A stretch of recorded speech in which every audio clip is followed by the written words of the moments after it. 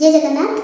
मु स्मिता आपण मान को स्वागत करूची आपण चैनल स्मिता स्माइल ओडिया को। आशा करूची आपण समस्त बहुत भलरे थिबे आ मु भी बहुत भलरे अछि।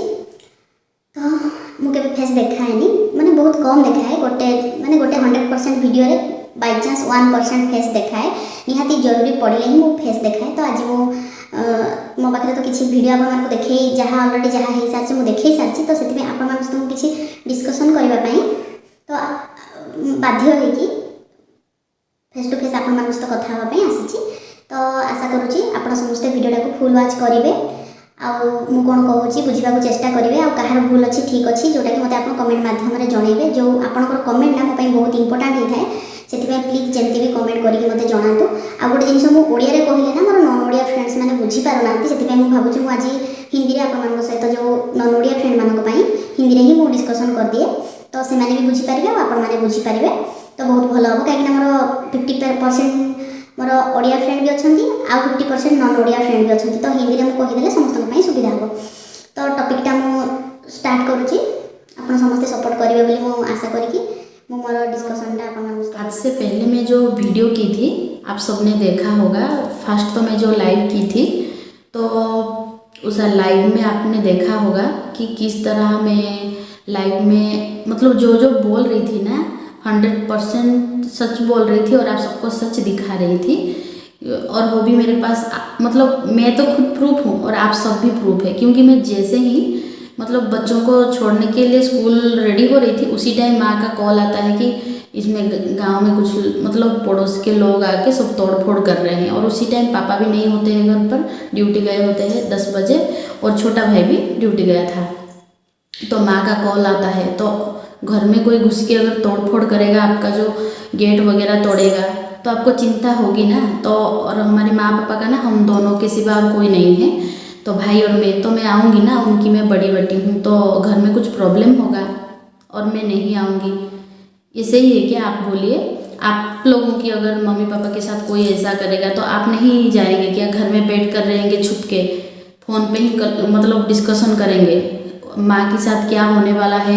अगर कुछ लोग घुस के घर तोड़ रहे हैं तो तुम्हारी माँ को भी मार सकते हैं और भी कुछ आपका मतलब और माँ को भी कितना डर लग रहा होगा आप सोचिए। घर में कोई नहीं है और कुछ लोग आके तोड़ फोड़ कर रहे हैं तो मुझे उस टाइम क्या करना चाहिए था? यहाँ आना था ना। अगर मैं तो यहाँ से 35 किलोमीटर के अंदर रहती हूँ, अगर मैं 100 किलोमीटर या 200 किलोमीटर की दूरी पर रहती तब भी मैं आती। तो मैं तो इतनी पास रहती हूँ ना 35 किलोमीटर मतलब 1 घंटा में पहुँच जाऊँगी तो मैं क्यों नहीं आऊँ? और उसी टाइम मुझे माँ की जैसे कॉल आया बार बार तो ये कर रहे हो वो कर रहे हैं तो मुझे और कुछ सोचने समझने के लिए टाइम नहीं था और मैं पतिदेव को बोल के सीधा यहाँ आ गई। और जैसे आई मैं तो एक यूट्यूबर हूँ आप सबको पता है, मुझे हमेशा फ़ोन की मतलब कैमरा ऑन करने का आदत बन गई है। इसीलिए मैं क्या इतना बड़ा प्रॉब्लम हो रहा है तो जैसे ही घर पहुँचा सामने ही मैं मोबाइल निकाल कर वीडियो बना के अंदर आई। तो वीडियो बनाने के टाइम भी मैं उनको उड़िया में बोली कि घर में कोई नहीं है और किसका परमिशन लेके आप सब तोड़ फोड़ कर रहे हैं, इतना ही बोली, उससे ज़्यादा कुछ भी नहीं बोली। तो उस आदमी ने मुझे बोला कि तू कौन है, तुझे किसने बुलाया यहाँ आया है, मतलब यहाँ आकर ये सब बात बोल रही हो। तो मुझे ना उसने ना अपना पेंट उतार कर मतलब जो गलत इंगित ना जो अश्लील इंगित होता है वो दिखाया मुझे, जो कि मुझे बहुत बुरा लगा। और उसकी पत्नी ना जैसे कि जो ताड़का जो राक्षस होता है ना जैसे दौड़ के भाग के आते हैं उसी टाइप ना एक मुझे ठीक से याद नहीं ठेंगा था या कुछ लोहे का हथौड़ा था जो कि घर के अंदर से पकड़ के दौड़ के आ रही है मेरे। और वो भी ऐसा लैंग्वेज बोल कर तो बात क्या हुआ, मैं मतलब सीधा जैसे आई कैमरा पकड़ कर ही सीधा घर के अंदर घुस गई और माँ अंदर से बंद करके माँ पीछे थी। तो जैसे ही माँ को सुनाई दिया कि गाड़ी की आवाज़ वो भी दौड़ के आ गई कि साइड में आ गई। तो मैं वैसे ही कैमरा ऑन करके घर के अंदर आई और घर के अंदर भी ग्रिल दे के ही अंदर थी। और जितने टाइम भी मैं एलबी की ना ग्रिल के अंदर ही थी और एलबी कर रही थी मतलब लाइव कर रही थी। और लाइव करने का भी कुछ रीज़न है, मैं लाइव भी नहीं करती थी, 1 साल से ज़्यादा हो गया। तो उस दिन क्या हुआ, ये लोग जिस टाइप का लैंग्वेज बोल रहे थे हमारा मुंह से तो निकलेगा नहीं, इसलिए मुझे कुछ आइडिया नहीं आया। और उसके अलावा वो 4 लोग थे और सबके हाथ में हथियार था, तोड़ फोड़ तो कर रहे थे, उस गुस्से के मारे हमें भी दिखा रहे थे और अंदर घुस के आ रहे थे सबके सब। उसके पति उसका बेटा तो मतलब एक खूंट की तरह खड़ा था, पीछा मतलब पिछवाड़ा दिखा के, सामने मुंह भी नहीं दिखा रहा था। पर वो दोनों पति पत्नी ना सीधा घुस आ रहे थे अंदर, और हम दोनों माँ और मैं ग्रिल के अंदर थे, और पतिदेव भी आए थे मुझे छोड़ने के लिए। पर वो ना जैसे उनको पता चला कि पापा थाने में हैं, एफआईआर देने के लिए गए थे, तो पापा की तबीयत खराब था और उन्हें गर्म पानी की आवश्यकता थी, इसीलिए पतिदेव पानी लेके वहाँ चले गए। यहाँ हमको समझा के कि इन लोगों के साथ मुंह मत लगो, चुपचाप घर के अंदर हो। तो जैसे ही पति जब चले गए, इनका जो लैंग्वेज है ना ज़्यादा से ज़्यादा बढ़ने लगा। तो तब भी मैं कैमरा को ध्यान नहीं दे रही थी कि मुझे कैमरा ऑन करना चाहिए। थोड़ा सा तो वीडियो बना के आ गई थी, पर कैमरा बंद करके मैं अंदर रख लिया था। और जैसे ही वो आदमी ने ना हमें मतलब गलत इशारा दिखाया, तब मुझे अचानक याद आया कि इन लोगों के साथ हम अगर लड़ाई करेंगे तो हमारा खुद का ही इज्जत जाएगा। इसीलिए मैं क्या कि मुझे कुछ उस टाइम आइडिया नहीं हुआ कि मुझे क्या करना चाहिए। तो मैं क्या कि डायरेक्ट मैं लाइव किया, जैसे हम यूट्यूब में लाइव करते थे। मुझे वही याद आया कि मैं उस टाइम लाइव कर रही थी, तो आज वही लाइव करूँगी तो सबको पता चलेगा क्या हो रहा है। अगर ये लोग हमें मानने भी आएंगे तो लाइव में सब साक्षी रहेंगे। तो इसीलिए मैं लाइव स्टार्ट की, और जैसे ही मैं लाइव स्टार्ट की ना, उनका बेटा को पता है कि मेरा एक चैनल भी है, तो उसने उसकी माँ को और पापा को कैमरा के सामने आने के लिए मना किया, और खुद भी पिछवाड़ा दिखा के खड़ा हो गया। और उनकी माँ ना घर के अंदर घुस गई और घर के अंदर से ही मुझे डांट रही थी, तो जो कि थोड़ा थोड़ा मुझे सुनाई दे रहा था। पर मैं लाइव चेक किया तो लाइव में कुछ भी सुनाई नहीं दे रहा था, वो धीरे धीरे बोल रहा था। उसका बेटा ना उसे बार बार मना किया कि अंदर जाओ, इसका चैनल है। तो उसका पति भी सामने नहीं आया, कैमरा के सामने बाद में आया। तो वो सब हुआ जो हुआ हमने पुलिस में एफआईआर, मतलब पापा एफआईआर जो थाने में दे गए थे तो दिए थे, तो उन लोगों ने वो एफआईआर भी नहीं रखा कि ये ज़मीन की मैटर में हम नहीं आएंगे, तुम लोग मरो जो होना है वो, पर हम ज़मीन की मैटर में नहीं आएंगे, उस ज़मीन में उनका भी हिस्सा है इसलिए हम नहीं आएंगे। ये बोल के पुलिस वाले नहीं आए, इसलिए पापा और भाई दोनों मतलब बाध्य होकर एसपी साहब को मिलने के लिए गए। वो भी डिस्ट्रिक्ट में रहते हैं, तो यहाँ से 45 किलोमीटर होता है। और भाई को हमने मना किया घर आने के लिए, इसलिए कि वो सब तोड़ फोड़ देखेंगे ना, जो भी आदमी लोग होते हैं ना उन्हें बहुत ज़्यादा गुस्सा आता है, इसीलिए हम उसको मना किया कि घर मत आना। और पापा भी घर नहीं आए, मतलब स्कूल से डायरेक्ट थाना गए, थाने से डायरेक्ट एसपी साहब को मिलने के लिए, दोनों भाई और पापा। भाई भी ड्यूटी से, मतलब कोई भी घर नहीं आए, ओनली माँ और मैं घर में थे दोनों ही। तो हमारा एफआईआर तो थाने वाले ने नहीं रखे, तो इसीलिए पापा एसपी को जाकर बोले। एसपी साहब ने ना यहाँ कॉन्फ्रेंस कॉल करके इनको बोला कि इमीडिएटली एक्शन लो, पर वो भी इन लोगों से नहीं हुआ। छोड़िए कोई बात नहीं। पर मैं इससे पहले भी वीडियो बनाई थी कि बहुत बहुत धन्यवाद बोलकर सोशल मीडिया को, कि सोशल मीडिया की जरिए से ही हमारा जो जान बची। तो अभी भी बोल रही हूँ बहुत बहुत धन्यवाद कि सोशल मीडिया को। उसी के लिए हम जो भाषा और बहुत ज़्यादा जो उनका जो थर्ड ग्रेड लैंग्वेज सुनने वाले थे ना, वो हमें आधा से ही ख़त्म हुआ उनका लैंग्वेज, और वो जो हमें मारने के लिए निकले थे वो भी उन्होंने नहीं किया। हमारा जान बच गया, माँ की और मेरी जान। उसके लिए सोशल मीडिया को बहुत बहुत धन्यवाद। और उस दिन जितने लोगों भी लाइव में ज्वाइन, और वो लाइव ना आज तक 400 लोग देख गए हैं, मतलब देख रहे हैं, तो मुझे अच्छा लग रहा है। और कमेंट भी दे रहे हैं कि कौन सही है कौन गलत है, इसलिए सबको बहुत बहुत धन्यवाद। और उसी टॉपिक को लेकर मैं एक वीडियो भी बनाई हूँ, और उसी वीडियो में भी मैं बोली हूँ कि किसी का नाम नहीं ले रही हूँ। अगर हमारे ऊपर कुछ भी गलत होगा ना, वीडियो और एक वीडियो बनाऊँगी, उस वीडियो में ना सबका नाम लूँगी, ये बोली थी। तो आज भी मैं उन सबका नाम नहीं ले रही हूँ, मैं सिर्फ आप सबसे कुछ बताने आई हूँ, इसीलिए उन लोगों का अभी भी नाम नहीं ले रही हूँ। पर नेक्स्ट टाइम जो वीडियो होगा ना, अगर हमें मतलब हमको अगर उस टाइप का टर्चर मिलेगा ना, मैं पक्का उन सबका नाम लूँगी, उनका फ़ोटो दिखाऊंगी, सब कुछ दिखाऊंगी। तो आज क्या हुआ, मैं मतलब 4 दिन से मैं गांव डेली आ रही हूँ, डेली जा रही हूँ। मेरी 2 छोटी बेटी है, आप सबको पता है। दोनों को स्कूल छोड़ती हूँ और यहाँ आती हूँ, तो वो दोनों स्कूल से खुद ही जाते हैं, नहीं तो उनके पापा लेकर जाते हैं। मतलब 35 किलोमीटर में डेली आना जाना हो रहा है। पापा मतलब ऐसा ही कुछ काम पड़ रहा है तो मैं आती हूँ जाती हूँ, कोई बात नहीं उसी से। पर उन लोगों ने क्या किया, हम नेक्स्ट डे हमने एक एफआईआर लिखा, जिसमें कि एफआईआर में हमने मेंशन किया था कि पुलिस वाले भी हमारा एफआईआर को मतलब उन लोगों ने रखा नहीं, ग्रहण नहीं किया। और 24 घंटा से ज़्यादा हुआ, वो लोग अभी तक नहीं आए, कुछ भी एक्शन नहीं लिए। और ऐसे कि एसपी साहब ने भी कॉल करके बताया, तब भी ये लोग एक्शन नहीं लिए, ये लिखा था मैं एफआईआर में। और बहुत कुछ जो भी हमारे साथ हुआ था माँ के साथ और मेरे साथ, वो सारा उसमें मेंशन हुआ था। पर एक पुलिस वाला ने उस एफआईआर को देखकर ना उसने बोला कि ये जो पुलिस के खिलाफ जो 2 लाइन लिखा है ना, इस 2 लाइन को कट करके फिर से एफआईआर लेके आओ, उसके बाद हम रखेंगे पुलिस के खिलाफ। अगर आप एफआईआर लिखेंगे तो वो थोड़ी ना आपकी हेल्प करेगी। तो मैं तो गई नहीं थी थाने, पर पापा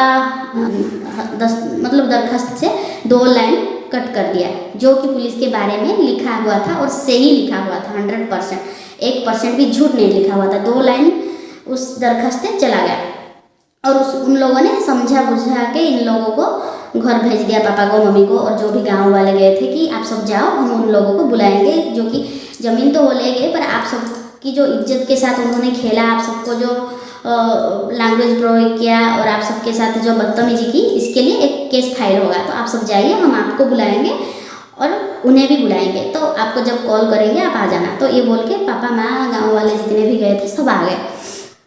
पर दूसरे दिन उन लोगों ने क्या किया, उन लोगों ने हमारे खिलाफ, मतलब मेरे खिलाफ अगर एक दरखास्त लिख देते कि माँ के खिलाफ, तो मैं मानती कि हाँ हम घर में थे इसलिए इन लोगों ये लिखे। पर उस दरखास्त में उन लोगों ने ना पापा के नाम, भाई का नाम, सबका नाम लिखा है, माँ का और मेरी, मतलब और लिखा हुआ है कि हम सब उनको हथौड़ा लेके मारने के लिए गए थे।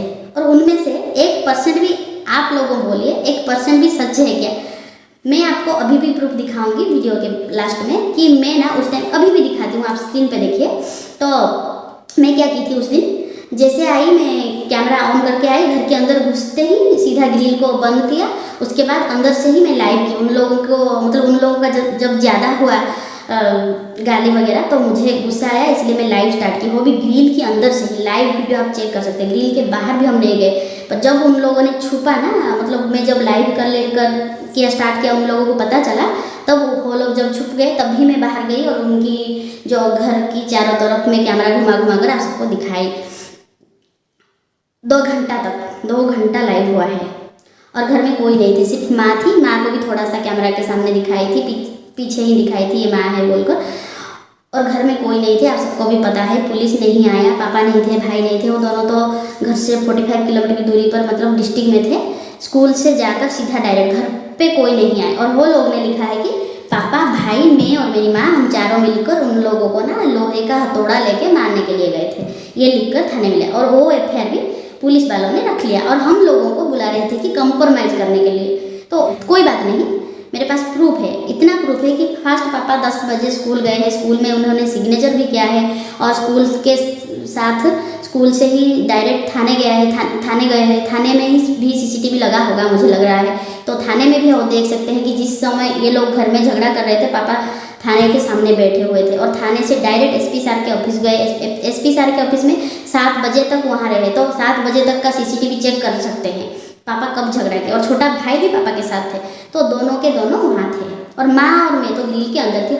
उन लोगों को किसने मारा, मतलब इस टाइप की जो मिथ्या अभियोग हमारे लिए हुआ है हमें लेकर, तो मैं उसका क्या करूँ? मैं तो कोई वकील नहीं हूँ कि लोटो करके नहीं बैठी हूँ, जो मुझे पता होगा ना। इसीलिए आप सबके साथ मैं डिस्कशन कर रही हूँ, मुझे क्या करना चाहिए इन लोगों को खिलाफ, मुझे कमेंट में बताइए। क्योंकि मुझे पता है मेरे यूट्यूब में जितना फ्रेंड है ना, सब टाइप का फ्रेंड है, पुलिस भी है, मतलब जो लॉ कर रहे हैं, वकील भी है, टीचर भी है, लेक्चर भी है और बिजनेसमैन भी है, सब है मेरे फ्रेंड। तो सबको मैं रिक्वेस्ट कर रही हूँ, आप सब मुझे कमेंट में बताइए ये मिथ्या अभियोग के खिलाफ मैं क्या करूँगी, मतलब हम कैसे उसको समाधान करें और उसके खिलाफ हम क्या करें, हमें क्या करना चाहिए, ये आप मुझे बताइए। और मेरे पास पूरा प्रूफ है कि हमने उन लोगों को कुछ भी नहीं किया। कैमरा ऑन करके थी तो कैमरा ग्रिल के अंदर थी, उनको कब हमने मारा पीटा, उल्टा उन लोगों ने हमारे साथ किया और हमने वो वीडियो आप सबको दिखाया भी। और जैसे ही मैं कैमरा ऑन की तो उनको पता है कि हमारा एक चैनल है, इसलिए वो पति पत्नी दोनों छुपने लगे घर के अंदर। उनके जो बेटा ने बोला इसलिए छुप गए और बेटा तो पिछवाड़ा दिखाकर 2 घंटा तक खड़ा हुआ, तो आप सबको पता है। तो हमने कब उनके खिलाफ, मतलब उनके खिलाफ तो नहीं, उनको आक्रमण किया था हथौड़ा और डंडा लेके। आप सब मुझे कमेंट में बताइए और ऐसे लोगों के साथ क्या करना चाहिए वो भी बताइए और हमें अगला स्टेप क्या लेना है ये आप सब बताइए। उसी हिसाब से ही हम स्टेप लेंगे, क्योंकि मुझे अच्छी तरह से पता है हम जब दरखास्त दिए ना उन लोगों को, उनका कोई अपना, या जो मैं आपको बोल रही थी ना, राजनीति का जो चमचा होते हैं ना, जो कि कुछ काम तो नहीं करते हैं, राजनीति के जो मंत्री नेता होते हैं ना, उनके पीछे पीछे जाकर कुछ मिलता है ना, उसी से खाते पीते रहते हैं, वही लोग ने उनको सिखाया है। नहीं तो कोई पुलिस वाला होगा, मुझे पता नहीं, कि वो लोग इनको समझा कर भेजा कि आप भी एक दरखास्त दे दीजिए उनके खिलाफ, तो हम दोनों को कंप्रोमाइज़ करके आपके खिलाफ भी केस नहीं होगा, उनके खिलाफ भी केस नहीं होगा, कंप्रोमाइज़ करके आपको भेज देंगे, ये समझा कर इनको भेजा। इसलिए इन्होंने 2 दिन बाद दरखास्त दिया। तो उनको अगर हमने कुछ आक्रमण किया है तो उसी दिन वो जाकर थाने दिखा कर आते ना, मतलब दरखास्त दे के आते। तो 2 दिन के बाद क्यों हो, आप मुझे बोलिए। और आप मुझे ना बढ़िया बढ़िया कमेंट लेकर भेजिए, और मुझे क्या करना चाहिए वो भी बताइए, हम अगला स्टेप क्या लेंगे वो भी आप मत बताइए। और ऐसे लोगों के खिलाफ अगर हम मतलब कुछ एक्शन नहीं लेंगे, डर के मारे छुप जाएंगे ना, ये लोग ना और ज़्यादा से ज़्यादा उद्धत होंगे, इन लोगों को ना संभालना मुश्किल हो जाएगा। तो मैं तो ऐसे अन्याय के खिलाफ मतलब बिल्कुल भी अन्याय को डरती नहीं हूँ, कि सहती नहीं हूँ भी। मतलब मैं अगर गलती करती हूँ ना, माफ़ी मांग लूँगी, कोई उसमें बुराई नहीं है। पर मेरा जब 1% गलत नहीं हूँ मैं, तो मैं क्यों उन्हें माफ़ी मांगूँ, या क्यों मुझे डर लगेगा। तो वही आप सबको डिस्कशन करने के लिए बोली हूँ, मतलब बोल रही हूँ। तो आप सब, आशा करती हूँ आप सब समझेंगे। और मेरे जो जितने भी भाई हैं यहाँ वीडियो देख रहे हैं ना, पुलिस भाई बहन हैं, या जो वकील की लेक्चर टीचर जो भी है और स्टूडेंट भी है, आप सब मुझे कमेंट करके बताइए मुझे अगला स्टेप क्या करना चाहिए। तो मैं बहुत परेशान हूँ, क्योंकि मैं डेली इतनी दूर आती हूँ गांव, पुलिस बार बार बुला रही है। तो आप सब मुझे कुछ तो समाधान का रास्ता दिखाइए, क्योंकि यहाँ तो हमें सपोर्ट करने वाला कोई नहीं है। सारे तो जो नेता मंत्री हो, जो जैसे जिसको नचाते हैं ना वैसे ही नाचते हैं। तो सच्चाई का कोई साथ नहीं देता है, आपको पता है ये कलयुग है। तो आप सब ही सच्चाई का साथ देंगे, मैं आशा करती हूँ। इसलिए आप सबके साथ ये वीडियो बना के डिस्कशन कर रही हूँ। तो इतना ही बोलना था, इसलिए मैं हिंदी में आप सबके साथ डिस्कशन किया हूँ। आशा करती हूँ मतलब आप सबने वीडियो पूरा वॉच किया और सोच समझ कर ही मुझे कमेंट बताएंगे। तो आज के लिए इतना ही, अब मैं बंद कर रही हूँ। और अगर कुछ होगा हमारे साथ गलत तो मैं आप सबको लाइव वीडियो में दिखाऊंगी, नहीं तो ऐसे ही वीडियो बना के शेयर करूँगी। और नेक्स्ट टाइम ना उन जितने भी चमचे फमचे जो भी है, जो सबका नाम लूँगी। तो अभी मैं बंद कर रही हूँ। जय जगन्नाथ।